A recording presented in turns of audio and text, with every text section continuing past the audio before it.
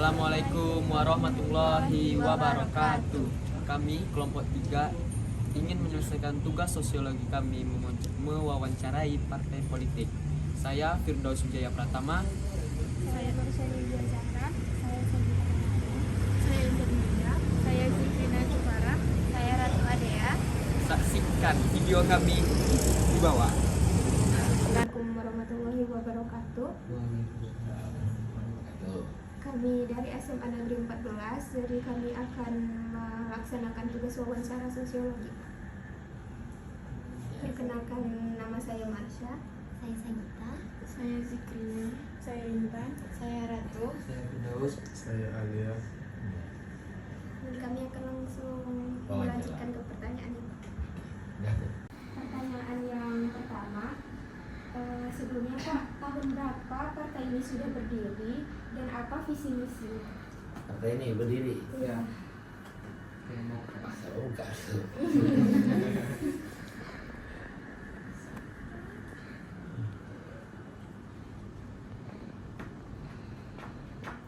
Tadi salah kan jawabannya.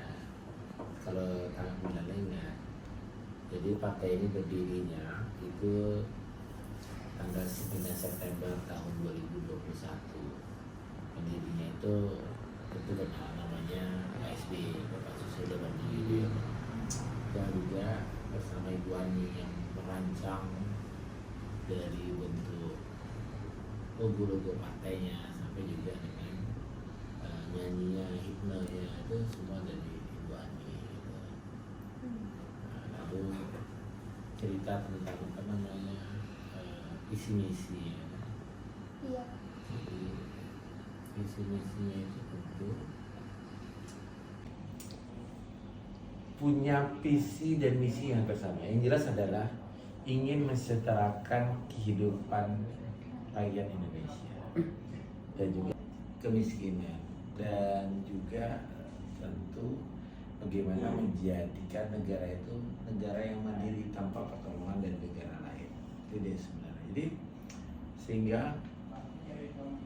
politik itu ketika dia mendapatkan jabatan, yang dikejar itu kan adalah kekuasaan. Kekuasaan itu bisa merubah segalanya dengan keputusan. Misalnya SMA itu cukup sampai kelas 2 saja bisa keputusan politik. Kelas 3 tak memiliki. Atau dengan keputusan politik lagi dengan pertimbangan diputuskan oleh Pak Presiden misalnya. Lagi dengan contohnya itu kan kalian yang saya tahu ya, maksudnya apalagi dengan tentang harga BBM, tentang pajak, tentang jadi dia di sebuah partai, apalagi Partai Demokrat itu tentu tujuannya adalah mensetarakan rakyat Indonesia. Baik Pak, selama partai ini berdiri, hal apa saja yang sudah terwujud yang sesuai dengan visi misi Partai Demokrat ini? Yang Pak SBY ketika memimpin negeri ini selama 10 tahun sudah banyak sekali yang sudah dilakukan oleh Pak SBY. Salah satunya adalah bidik misi. Bidik misi itu beasiswa untuk masyarakat yang tidak mampu. Sudah itu juga ketika itu ada memberikan bantuan langsung, namanya BLT itu bantuan langsung. Dan dulu Indonesia kan juga semakin makmur, ya ini juga unggul di tengah-tengah antara negara-negara lain. Sudah banyak sekali yang sudah tercapai di Partai Demokrat. Siapa partai ini berdiri? Apakah ada kendala dalam melakukan visi misi yang tertera? Tantangannya bagaimana? Tentu mendapatkan hati masyarakat, mendapatkan kepercayaan masyarakat itu adalah sebuah tantangan. Ketika tantangan itu dapat terjawab, dulu pernah kita dapatkan ketika sampai Pak SBY menjadi presiden, itulah puncaknya sebuah partai politik itu mempunyai presiden dari kadernya sendiri. Itu puncaknya karir di partai politik. Dan tentu Partai Demokrat kalau diceritakan tentang kendala tidak, tapi tentu bagaimana menjelaskan dengan hari ini tantangannya bahwa tidak hanya cukup dengan visi misi, tapi masyarakat itu memilih terkadang bukan karena visi misi partai ya, tapi karena apa yang diberikan. Contohnya hari ini kan banyak masyarakat susah ya. Iya, Pak. Jadi orang memilih itu karena uang, karena sembako, karena ini. Itu kan padahal kalau kita yang anak-anak SMA itu kita bukan berpikir hari ini. Tapi kalau ibu-ibu tuh, yang bukan ibu-ibu, maksudnya yang menengah ke bawah itu kadang-kadang dia karena sudah jenuhnya dengan orang yang duduk tapi nggak pernah datang lagi, nggak bisa buat apa-apa. Partai Demokrat ini sudah menjalankan kewajibannya yang sesuai dengan visi misi dengan benar. Ya, belum tercapai semuanya. Kalau menjalankan sudah tercapai semua, tentu hari ini kita sama-sama tahu bahwa Berproses. masyarakat itu belum semuanya sejahtera. Kalau sampai itu pada sampai masyarakat sudah sejahtera. Nah, tapi itu butuh bantuan dari masyarakat. Bagaimana Partai Demokrat bisa memimpin negara ini kembali sehingga bisa mewujudkan visi misinya itu tadi. Bagaimana cara Bapak membuat masyarakat yakin untuk memilih Bapak menjadi ketua dan hal apa saja yang telah Bapak lakukan? Ya, kalau menjadi ketua partai itu yang milih bukan masyarakat umum, tapi yang memilih adalah yang mempunyai hak suara di partai politik. Kalau tingkatan provinsi itu yang memilih itu namanya ketua Demokrat Kabupaten Kota, dan juga tentu ada suara oleh ketua umum DPP. Nah, itu tentu melihat dari hasil kerja kita ketika kita menjadi ketua Demokrat Kota Pekanbaru, dan melihat juga dengan banyaknya suara ketika kita maju menjadi anggota dewan kemarin, dukungan masyarakat begitu banyak mempercayai kita sehingga kita dapat kepercayaan untuk memegang amanah sebagai ketua partai ini untuk memajukan. Dan ditambah lagi saat ini yang kita bina itu adalah anak-anak muda, karena anak-anak muda sangat sayang sekali kalau dia tidak melek politik.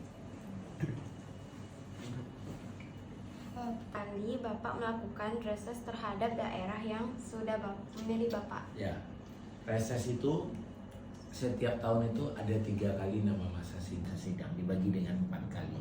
Lalu 1 kali itu ada 15 titik kita mengunjungi konstituen kita. Namanya masa persidangan itu masa persidangan dari bulan 1 hingga di bulan 4. Nanti bulan 4 sampai lagi di bulan 8. Bulan 8 nanti sampai lagi di bulan 12. Seperti itulah. Dia dibagi 3. Terus disitulah kita menjemput aspirasi masyarakat yang akan kita perjuangkan di DPRD. Misalnya masyarakat menyampaikan tentang keluhannya dan berbagai macam lagi tentang infrastruktur, pendidikan, kesehatan, dan lain-lain. Itu diperjuangkan. Silakan. Salah satu anggota Bapak yang melakukan hal yang melenceng, tindakan apa yang Bapak akan lakukan? Tergantung melenceng seperti apanya, apakah fatal atau tidak. Kalau masih di dalam kapasitas atau hal-hal yang masih dianggap masih bisa ditoleransi, tentu kita toleransi.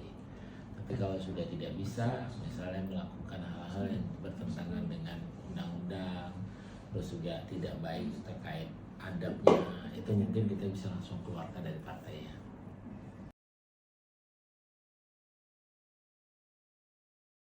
Ini Pak, kendala-kendalanya Pak dalam Ya, kendala itu kan itulah gunanya pemimpin. Pemimpin itu tentu tidak sembarangan, harus bisa menyelesaikan kendala-kendala, dan itu dimatangkan. Jadi caranya tentu kita akan ada namanya rapat diskusi bersama-sama dengan pengurus. Jadi semua seperti ini harus dikumpulkan gitu, terus kita sampaikan ini kendala kita, ini masalah kita, lalu solusi apa, dan diputuskan secara bersama-sama. Namanya ada rapat pleno seperti itu. Jadi segala sesuatu diputuskan dengan rapat pleno atau diambil dengan suara terbanyak dengan telah mengaji untuk solusi yang terbaik.